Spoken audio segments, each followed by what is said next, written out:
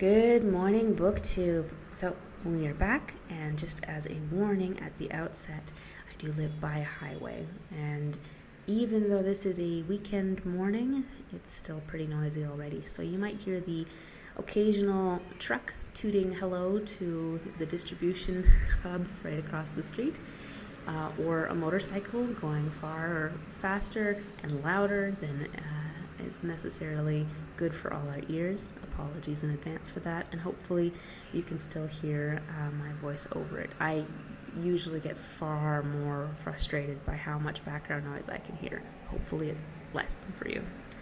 Last week I returned to this channel with a clear mandate of wanting to return to recommendations, and we will talk about industry as we go. I think it's almost impossible to talk properly about books and other fiction without talking about the challenges for publishing right now. So last week with Clarkesworld magazine, we talked a lot about the slings and arrows of the magazine publishing world right now, under corporate monopoly especially, even though everyone's so quick to say, oh, it's AI, it's AI. No, it is corporations using any trick they can find to scrape value and to gouge as much of the profit as they can from other ventures and other creators' hard work for themselves. And today is really no different in some ways. We are going to be talking about a self-published work.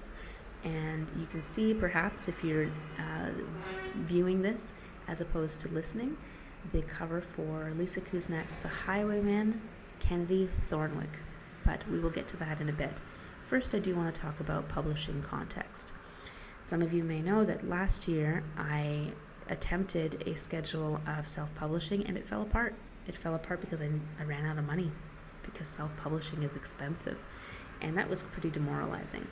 I had gone into self-publishing reluctantly. I had a lot of anxiety because there is still a tremendous amount of stigma. The idea of real authors get published by formal houses, and unfortunately, right now there are very few spaces for published work, and they are subject to corporate monopoly in as much as there is a lot of internal pressure to be a lot more conservative in one's gambles, and so these publishing houses will invest more in just a few titles, and they will have the logistics of making a bestseller mapped out around those.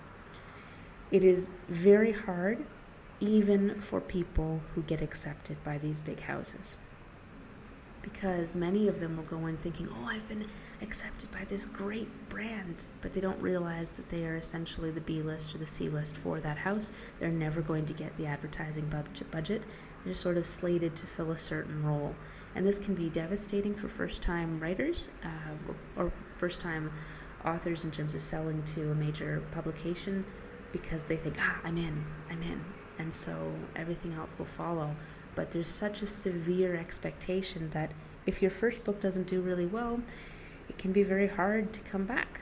And yet, if your first book doesn't do well in part because the publishing house didn't invest much in it, well, it's just really cruel. So getting published through traditional channels is not always a happy ending. It can be quite painful for a lot of people, and that's why there's a lot of anxiety always around publishing dates. Now, last year I tried to launch enthusiastically a schedule with self-publishing, because a book that I had written out of a lot of passion, and which my agent had picked up with a lot of passion, was not embraced by the major publishing houses. They said they didn't know how to market it. They celebrated it as a great world building, great writing, really well put together, just don't know how to market it. And I wasn't surprised, because it was a science fiction novel inspired by the brothers Karamazov. So if anybody knows Dostoevsky, you know Dostoevsky's voice is not exactly popular these days. Dostoevsky's voice in the brothers Karamazov is polyphonic narration, which means you hold multiple ideas and viewpoints in tension, and you don't come down heavy-handed saying this is the moral voice, this is the correct voice, this is the wrong voice. You hold different points of view in tension.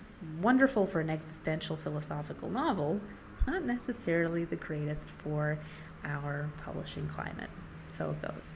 But unfortunately, self-publishing is expensive, and I did not have the money for a full budget, so I did not pay for cover art, and I did not pay for formal editing, which meant that a lot more anxiety and grief as I was going through every part to make sure it was as polished a production as possible on my own. Just a lot of work. What you're doing with self-publishing is essentially taking on every activity that's done by a formal press, a traditional press.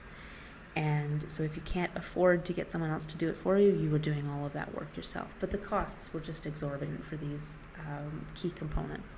And then there's advertising. And advertising, unfortunately, has extremely low return on investment right now, again, because of the publishing models, because Amazon has made it so that you have to pay a lot aggressively into the market to be able to get massive promotion for your work. So I did some strategic promotions. I invested strategically, and even then, just because of my current circumstances, I did not have enough to be able to pour into successful ventures.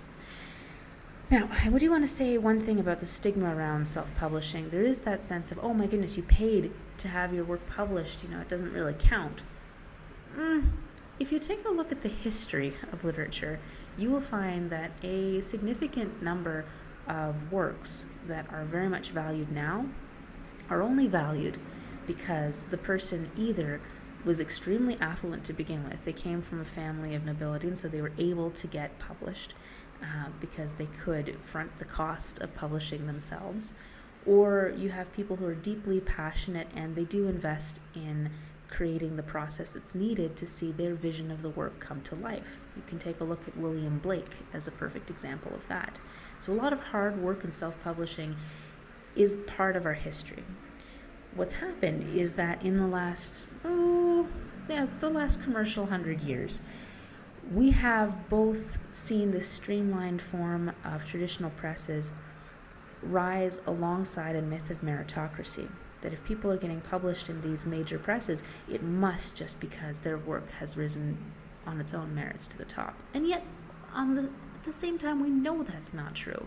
We know that there are still very strong cliques in publishing. If you live in the right city, if you have the right geopolitical connections, it's much easier to get published. If you have connections to the presses and family and community, if you go to the right workshops, if you go to the right conferences, it can be much easier. And then there's some tokenism that comes into play, and we've talked about it in the past, how that is painful for the individuals involved. Sometimes an agent or a press will take somebody up, just because they think that they can market the author themselves based on demographics, and that is so painful for the author. I cannot stress enough how devastating that is, because it means that the author is expected to produce work that fits the agent's or the press's idea of what their demographic should be writing. Oh, yeah, we just had a whole movie go to the Oscars, American Fiction. Please watch American Fiction if you haven't seen that yet, because it is a perfect commentary on how hard it can be to be your rich, wonderful, creative self in an industry that is so cynical about how it talks about uplift. We don't really have equity yet. We have a lot of commodification and abuse of people across the board. So there are a lot of problems. But I do want to highlight again that self-publishing is not necessarily new. It's just that it's not necessarily as chic when it's not a rich person or person with great connections doing it as in the past. And also there's that bizarre stigma of our generation, of our last commercial context, in which we still have this vague belief in meritocracy. No. As a result, you have a lot of people who have passion for what they do, who know what they want to write, who know what they're all about, and traditional publishing is just probably not going to happen for them, in part because what they're passionate about and how they write is not necessarily going to accord well with what the publishers are looking for in order to fit their metrics and to mesh with the rest of their model for what the publishing season should entail. And the work that we're talking about today is very much an example of that. This is a work so clearly written with a lot of pleasure and joy. It's not going to be for everyone. I want to emphasize that right off the top. So Lisa Kuznak has another book that she published last year, Pallas, which is a sci-fi mystery. There's a little bit of an intrigue to it. It involves a person who's pretty much stranded on an asteroid who encounters a very unusual settlement with all kinds of mysteries. And it has a kind of classic sci-fi feel. Definitely feels like something from a different era. I wouldn't say necessarily golden age, I think maybe 70s or 80s, but it has a good fun feel and good fun intrigue. And if that's more your cup of tea, great, go for it. And it is mine too, because I am definitely more of a sci-fi reader. This one was outside of my usual reading, and yet I was reading it as someone paying attention to the joy of writing and the fact that it is sometimes much more freeing to do things on one's own, because you don't necessarily need to change as much about your work to fit the anxieties of a press. And we'll talk about that today. It was also just really well structured, this piece, and we'll talk about that too. But I'm going to give this a genre because I didn't really see it given one anywhere. And I understand it's a little bit of weird fiction. I think the best way of describing it is muskets and magic. So you have a sense of the time that is being transposed onto the writing here. There is there's a limit to technology, and it might be seen as related to colonial times in as much as there are some rebellions, there is a civil uprising, and there are muskets, and there's magic. And the magic comes in a very loose form where people can learn and develop spells. So there's a little tiny bit of, I guess, RPG influence in the writing here, because there's an intimation that the characters essentially develop their own skill lists as they go.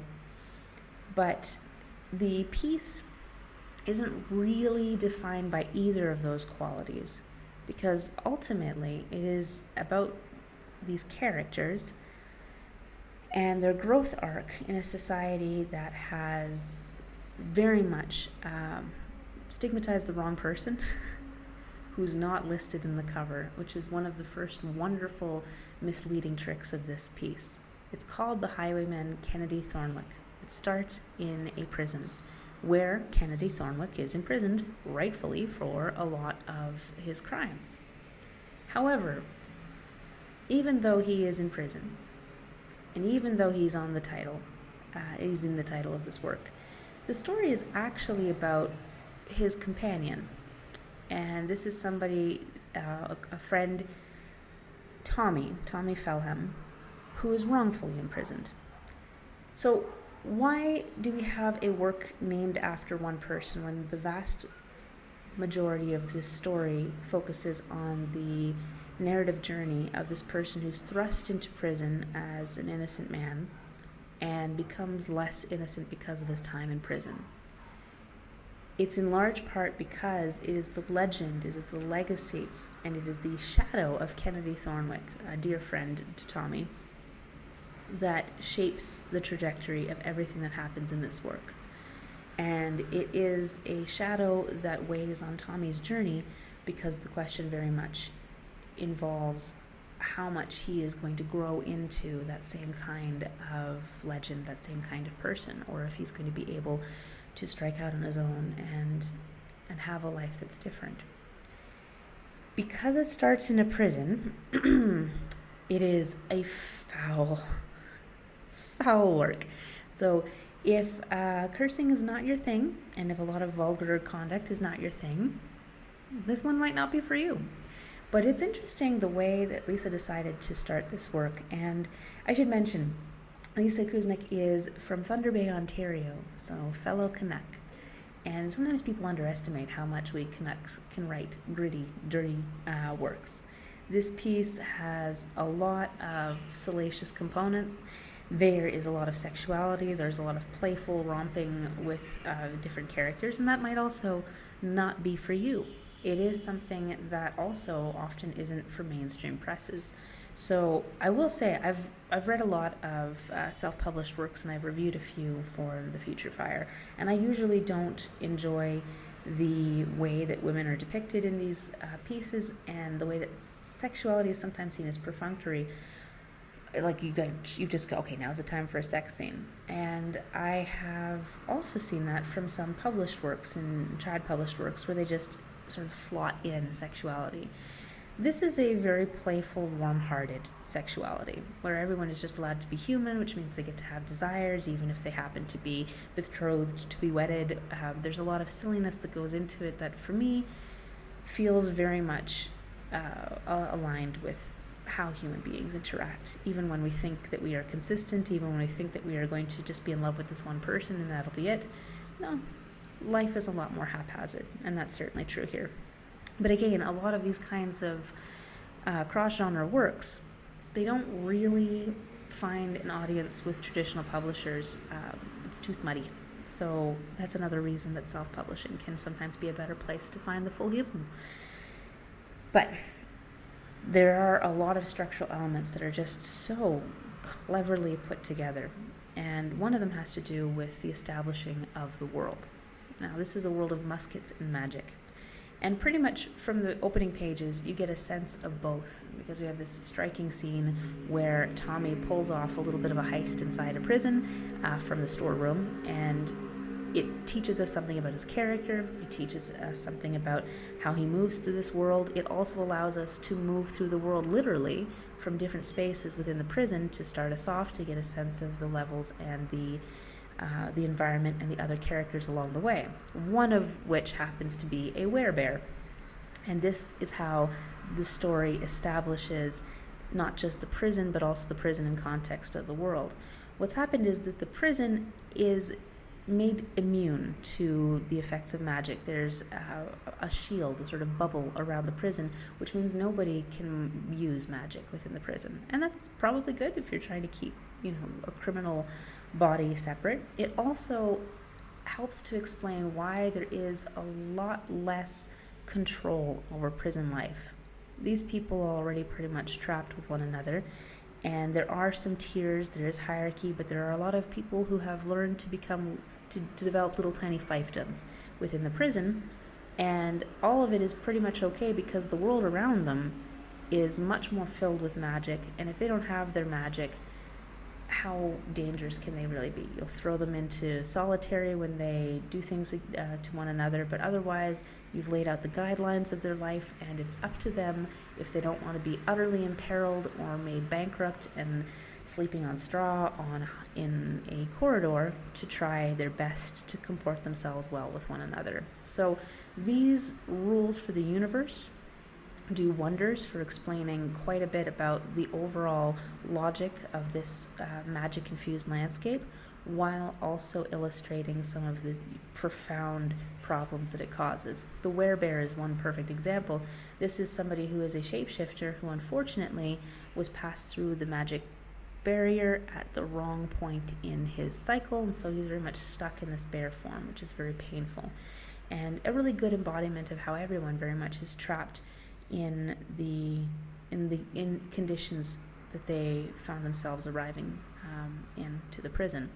So Tommy again is not guilty of the crime that he was thrown in for, and yet to survive in prison he has to learn to be a thief and to be dishonest, which he does, and he does very well.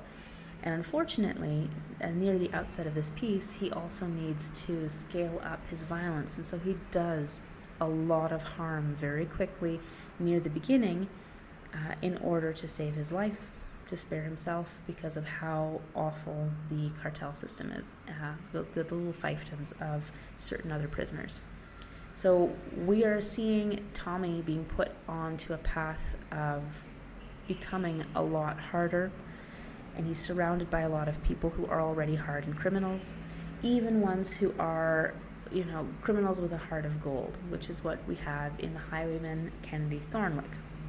Kennedy Thornwick's legend comes not just from how daring he is as a ruthless criminal in many ways, but he does have a kind of, he comports himself in a way that elevates him. And he has a story, a grand story, about what he is ultimately striving to do now that he is in prison. He has the story of falling in love with a girl he met on a tree. He found her in a tree one day, he fell in love, and he got into some trouble very quickly while defending her against others. And for the vast majority of this book, we have the sense of his noble purpose. Even though he is a bit of a criminal, he has this sense of obligation to go find her again. And so he needs to get out of prison so he can find her and reunite with her. And this duality is something that Tommy is also going to play out. He is going to, over the course of this piece, pick up what he thinks is his version of the girl in the tree, but maybe not, because he's still very young, very impressionable, and yet he's just inundated with all of these influences, many of them quite negative, and yet there are still moments of kindness, kind people. This is a mixed prison. There are some people like Anna who work in the prison and unfortunately also fall for maybe the wrong sort, to great heartbreak. And the vast majority of the first part of the book does follow all of these intricacies in prison before they do make their escape. This little motley crew of a couple ne'er-do-wells, Tommy, who's still trying to figure out his own path, and Anna as well. And then on the outside, then we get to introduce more of the magic systems. But even then, there are codes of conduct. There's an element called a charm stone, which is expected to be worn to sort of suppress your individual magic talents. So there are still constraints on the universe built into the writing. But this staggered writing is also really important because the time spent in the prison, you'd think it's going to lead to a sense of completion for all the characters you meet, but no, why would it? Once they've escaped the prison, once they've left that microcosm, there are other microcosms that they're then going to be a part of. They're going to meet tons of people along the way, and every circumstance is going to feel rich and intense and lived in, just like the prison felt lived in, and then our characters are going to move on to the next. So it's a packed work. There are a rich number of characters we meet along the way, and many storylines we will not see completed precisely because the nature of the life for these particular criminals on the run is such that they will see a part of the story, play a part in different stories, and then move on. Now, the work has a very tragic side to it as well, as one might expect, but the overarching storyline still involves how much we, in the middle of our story, really build on the idea that there is an arc to our lives, that everything is moving towards a point, that there's going to be purpose, that we're going to be able to find our better end. And in a few places along the way, that idea that we have, that fantasy, falls apart, and it falls apart quite suddenly. So there's a maturity to this story too, even though it is about these reckless young people, these criminals, and one person who's not entirely sure how much he's going to rise up to embody the legend himself. There is, between the playfulness, between the smuttiness, between the swears, between all of the hijinks they get up to, this deeper abiding through line about the fragility of life and how fleeting all of our deeply held narratives of self really are. So this is a wonderful romp for people who are interested in such. Again, muskets and magic. You have some very fun, smutty parts in the collection. It's not full. How do I put it? It's not as if the story dwells on the sex acts in any grand measure, but it is just to give you a sense of the mores, the social mores, and the nature of everyone's quick tussles along the way. It might not be for everyone, that kind of story. And yet, how would you write anything about criminality without people falling from one rough and tumble situation to another kind of rough and tumble situation? The work is nonetheless the kind of thing that you're definitely not going to get in mainstream traditional publishing, in part because, again, there's anxiety about that moral direction. What's it saying? What's the overall message? What are these characters learning along the way? There is a lesson for readers along the way, absolutely, and it is also a fun romp. And there isn't necessarily space for work like that in a lot of traditional presses. So self-publishing is just the right place sometimes to find these stories. And yet the striking component here too is that you can tell how much fun went into the writing of this, that this was a very playful production. Nothing feels belabored or arduous in this text. Every piece feels episodic in its own way, even though it follows a larger arc, and it just feels like a lot of fun in the writing process.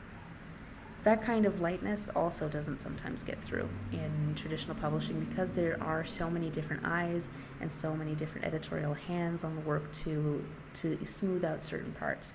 I'll give one tiny example of the ways that publishing can definitely need some changes made.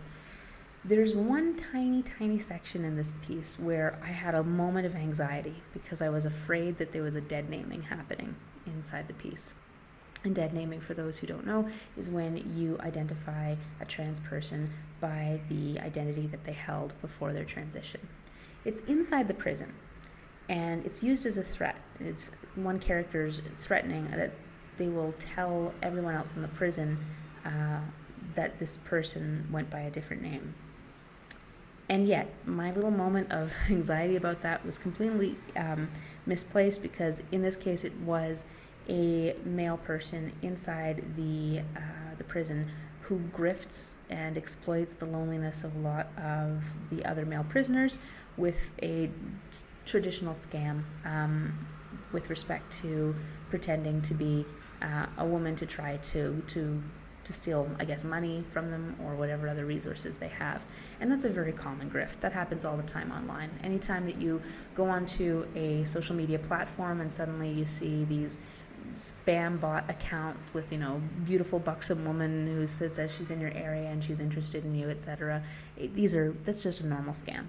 But when I was reading this, I thought to myself, oh yeah, even though in the context it makes perfect sense, these are the kinds of things that might cause rewrites or anxiety from traditional presses because they want to smooth out any rough edges, any complex, messy nuance in our world for fear of causing harm. And of course, you should always be worried about harm, but life is messy and it includes many different types.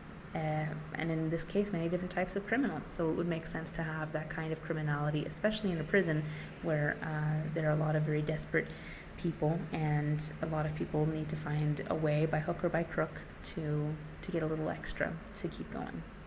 But yeah, that's the difference in the world that we live in right now, is that you have to curate your work tremendously to try to fit what you think are going to be the aesthetics of traditional publishing.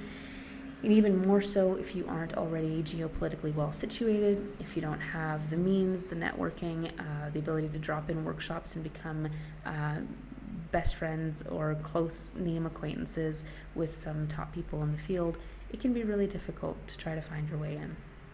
And yet, into what? Into a system where you also have to pare down your rich, nuanced approach to the world, your balanced approach to human thriving. It's definitely a challenge of compromises and a set of compromises any which way you look. So Lisa Kuznak is doing self-publishing. She's now published 2 works, Pallas and the Highwayman Kennedy Thornwick, very different works. So we went from that hard sci-fi with a little bit of intrigue thrown in to muskets and magic with a lot of bodiness, a lot of fun character behavior. And they're both just meant to be pleasure reads. They're just supposed to be something fun. And I think back to the tail end of an age that I was able to see, the spinner rack age, where you had all kinds of quickie pieces before a lot of these presses became prestige presses and wanted their work to represent prestige. And you did have a lot of this kind of work before. It's just that we have curated our sense of the industry, streamlined our productions to the point that only a few pieces can really get through. And yet, if you were old enough like me to remember those spinner rack eras, there's always something fun about just being able to pluck a new sort of yellow-paged piece, not fully knowing what was going to happen in it. The Swords and Sorcery era also had a lot of the same kind of romp. We've passed from one age to another, and who knows, this is a fleeting era. Maybe it too will collapse and something else will take its place. But for now, just because work is self-published does not mean that a lot of passion, a lot of love didn't go into it, and this one certainly is an enjoyable romp for people who are interested in the general theme and are perfectly okay with a heck of a lot of squares and smut. And if that's you, well, great. Otherwise, do look into Pallas as well, Lisa Kuznak's other work. But I just wanted to thank Lisa absolutely for making this piece available to me to review, because it is a perfect example of the kind of good work that can get lost in the shuffle and which doesn't necessarily have a strong chance at being traditionally published anyway. So hopefully that clarified a little bit about industry, and if you are the right audience for this work, gave you something to add to your list. Thank you so much for listening today, and probably next time we're going to get a little more into the deep abstract theory of speculative fiction publishing in our terrible world, but that's next time. Thanks so much for tuning in.